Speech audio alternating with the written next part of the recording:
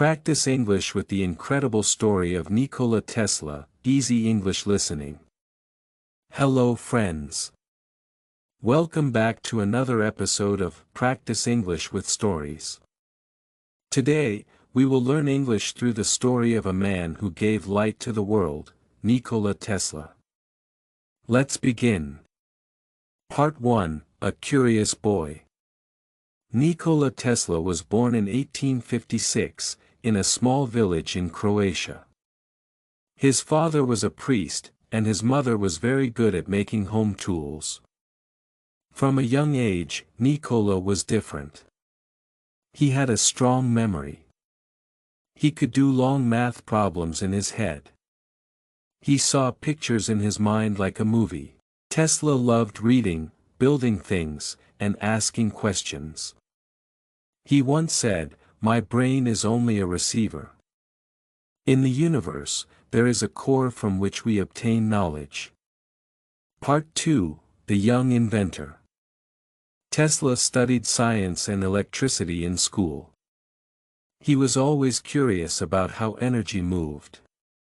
After college, he worked in Europe and then moved to New York City in 1884. He carried only 4 cents in his pocket, a book of poems, and a dream. Part 3, Working with Edison. In America, Tesla worked with Thomas Edison. Edison used DC electricity. Tesla believed AC electricity was better. They argued. Tesla left and started his own journey. He said, "The present is theirs, the future, for which I really worked, is mine." Part 4, Powering the World. Tesla worked with George Westinghouse, a businessman. Together, they created AC power stations. In 1893, at the Chicago World's Fair, Tesla's AC lights amazed the world. Later, they built the first big power plant at Niagara Falls. For the first time, cities could use electricity from far away. This was the beginning of modern energy. Part 5, More than electricity. Tesla did not stop with electricity. He also worked on radio, X-rays, remote controls, electric motors, wireless energy. He dreamed of giving free energy to the world. He built a tall tower called the Wardenclyffe Tower. But the project was too expensive. Investors pulled out, and the tower was never finished. Part 6, The Lonely Genius. Tesla never married. He loved pigeons and often fed them in the park. He lived alone in hotels.